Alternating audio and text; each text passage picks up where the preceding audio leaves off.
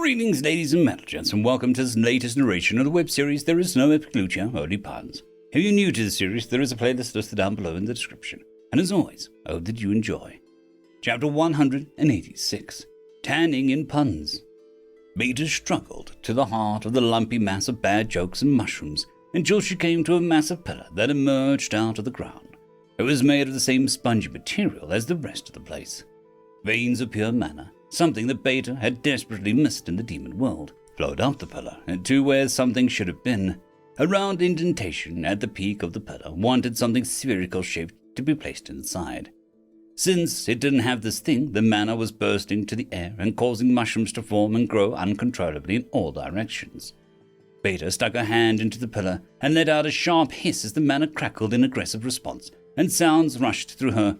"Pulled out and no retreat, is off to work we go, it's..." Beta pulled her hand back and shook her fingers. The tips slightly blackened. Okay, she had forgotten her basic rules when it came to mana. Beta wasn't just a girl these days. When she focused on forming a strange crystalline claw and placed her hand, she was about to plunge the claw into the pillar when she stared at it.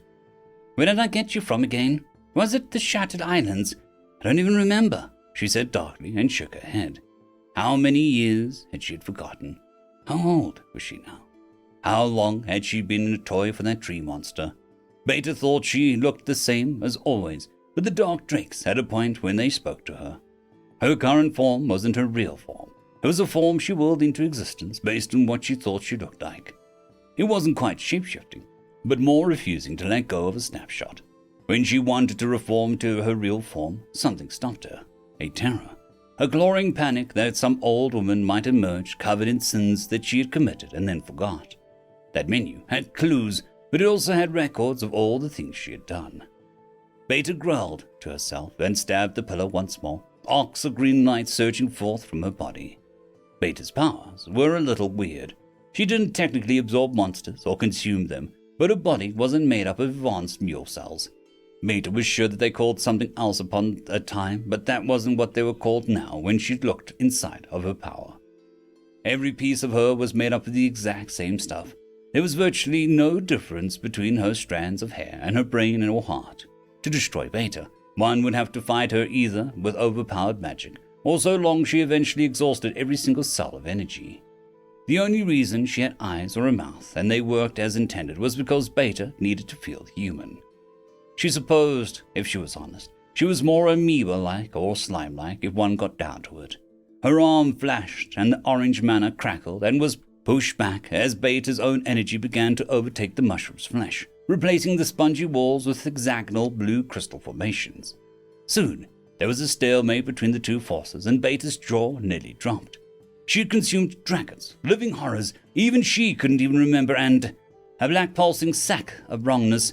He wasn't of this world, and every inch of Beta wanted to crawl away, threatening to break her into pieces. But as she thought about fleeing, vines emerged from her flesh and drove her forward, closer to the wrongness, the void of silence, the echo. Beta gasped, and her crystals were pushed back before she managed to get herself back under control. That was something that she would have to deal with later. Her efforts to convert all this mana into more of herself was utterly fading. Even worse, the orange mana was learning and breaking down her crystals. Beta switched tactics, forming from her other arm a slithery black tendril that pierced into the pillar. She was trying to turn the stuff into black sludge that she could control. That worked for a time until the mana learned and suppressed that attack too. "Why won't this work?" Beta demanded as she switched her hands through a dozen types of monster formations, each capable of utterly breaking down and converting materials into more of itself. Some worked with mana, while others worked with physical materials, but nothing was working. The mana was slowly taking back its losses, and Beta began to sweat, needing to cool down her body as she was heating up. There was a sudden pause after her question.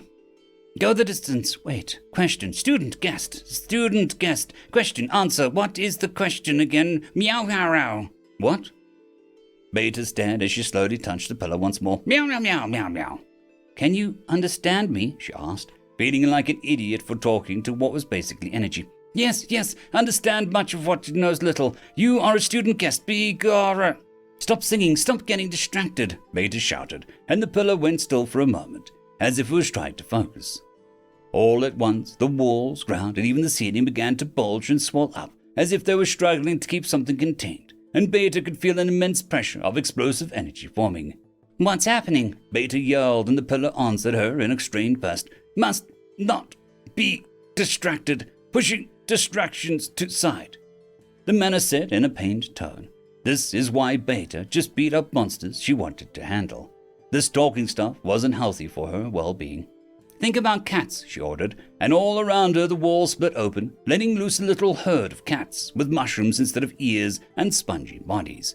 The near explosion seemed to shrink, but it was still building too quickly to disperse the area. "Think about rock you can't move," she said, wanting this thing to waste all its energy in stupid tasks it couldn't possibly fulfill. A large boulder emerged from the ground near Beta and had a single word carved into its surface: responsibilities.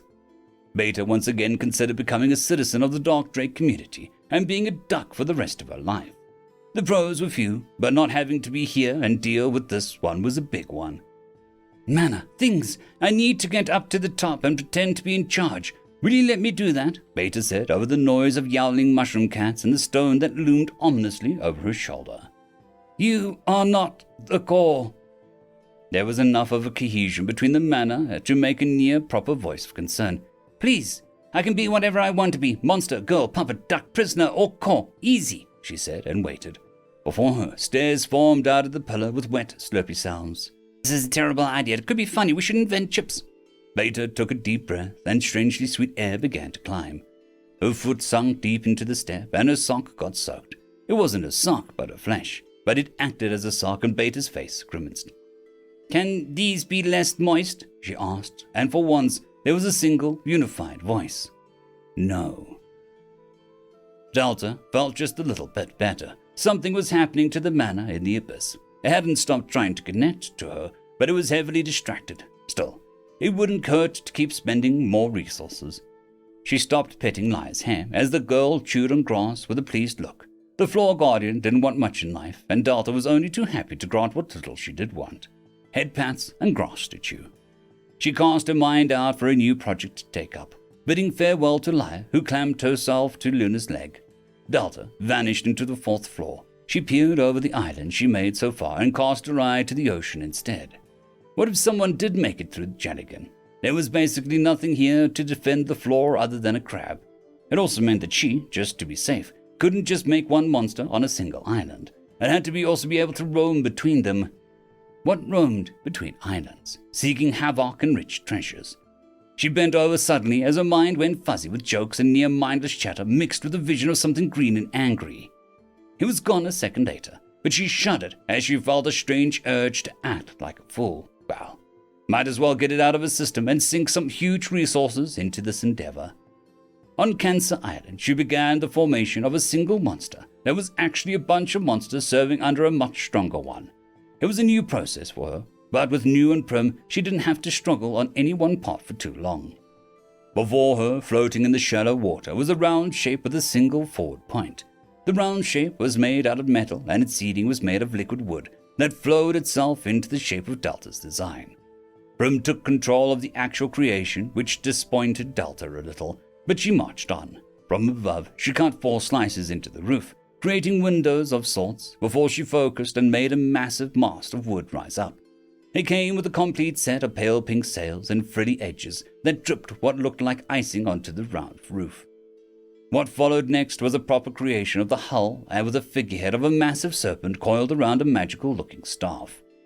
Delta stood back and her 2 systems stared at the creation. "Now I have a bad feeling about this," Prim muttered as New just kept silent, being an old hand at Delta's games by now. Delta opened a menu and found new options had indeed appeared due to her newest creation. She shuffled through things around until she got what she wanted. "But why is it a giant pie in the ocean?" Prim had to ask, getting more outraged. Delta just hummed to herself as she created 4 monsters to be used in the creation of a wandering Floor Guardian. Delta started smiling with delight as 4 hunched hairy rat men appeared on the deck of the ship. They were wearing torn striped shirts and bandanas of different colors on their heads. That was when the option she was cultivating finally fit Delta's high standards. Pirates, scoundrels of the 4th floor that wander the ocean to seek unaware adventurers. While these ratty men may be scurvy dogs and tricky, their captain is something else. Aboard this Leviathan vessel, a far worse threat awaits. 60 DP. Delta stared at the suggested name of the ship and pursed her lips. Let's call it, she trailed off. Inside the captain's cabin, a form wearing an oversized beige hat shifted as it came into awareness. It stretched and yawned as knowledge filled it and the crew. Slowly, the crew began to smile and laugh. LOL! LOL! LOL! She cackled as she kicked the door to the deck open and pointed her magic cutlass with a little rabbit chain hanging off of it. Ratbird, Rathu, Ratmantha, and Perry, lower the sails and set to sea. I have a craving to feel the wind in my hair. The Captain Tane cried. Moments later, the ship began to cruise away. On the side, visible in sloppy paint strokes, was a name, the Lemonthian. Captain Tan and the Pirates, Floor Guardian, a special fighting vessel that seeks all things sweet and shiny. Each rat crewmate specializes in a different way of fighting and drops unique flavored loot. Perry's flavor is said to be the most mysterious of all, pie flavor, depending on which island they are closest to. The ship gains a special new type of ammunition for its cannons and features. Example, Cancer Island. Cannonballs are actually very brown crabs that, when they miss you, unfold and slam into your back. The ship also emits a constant low thrum of music that confuses all enemies or invites others to dance. Gemini Island. The cannons become dual shot. The ship has 4 rat crew, but their powers are split evenly and their flavors become niche. Delta felt like she had lost 10 pounds. She felt so much better, but she still had so much damn mana. If she couldn't get it spent before Fairplay got back in, she'd be back at square one. She followed Captain Tan for a bit, just to make sure nothing was malfunctioning. The only thing she noticed was Captain Tan kept pointing at things and going LOL, LOL, LOL, and a near continuous laugh. Delta was pretty sure she wasn't even using the acronym, but just the sounds. Even so, this fragile-looking child captain could take on 5 friends at the same time. She was no joke. Her strength was befitting the 4th floor, and she was also a floor guardian. If Fran was fully unshackled and in night mode, maybe Captain Tan could only take 2. Jedigan could take 2 Captain Tans at the same time, which showed that the boss on the previous floor could still eclipse a lot of the early threats on the next floor. Still, Fran has his own little core. Delta could never be sure where her first boss monster ever fit into things long term. She turned, and New stopped her. Maybe we should have an end goal for all of these islands, or maybe a reward for getting all 12 orbs you seem to be setting up, he asked as Delta stared at him. She felt that little blue box was radiating concern for her behind his wall of indifference. Because it'll cost the most mana in TP, she asked with a smile.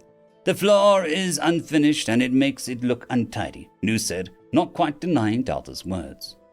Delta looked over the floor with its half-completed islands and imagined the end goal of the floor. The idea was that if someone collected 6 orbs of any island, they would gain access to Star Island, hidden far above and in the sky, and be able to face the boss. But what if they collected all 12 orbs? If someone collected all 12 orbs, then they would have to be rewarded, wouldn't they?